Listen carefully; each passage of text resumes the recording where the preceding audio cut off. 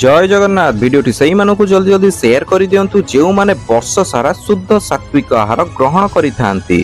भुवनेश्वर एई भोजनालय आपण माने मात्र 100 टंका देई पेट पूरा अन्न प्रसाद ग्रहण करि परिबे।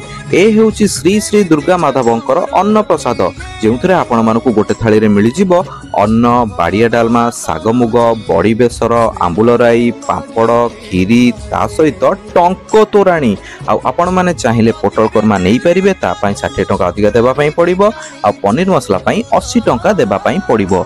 आ जदि आपण माने सेठाकु जाई अन्न प्रसाद ग्रहण करिवे ताहले आपण माने निहत भाबरे सकाळू 10:30 रु 4टा मध्ये जाई ग्रहण करि परिबे।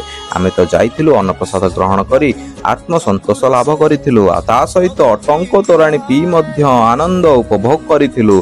आ आपण माने चाहिले सेठरु बाहागर व्रतघर पई ऑर्डर मध्ये देई परिबे। आ आपण घरे रही मध्ये स्विगी एंड जोमेटो रु ऑर्डर करि देई परिबे। ताले एड्रेस टी ऊपर मेंशन करि देइछि आपण माने जिबे अन्न प्रसाद ग्रहण करिवे। रहिली जय जगन्नाथ। सारा जगत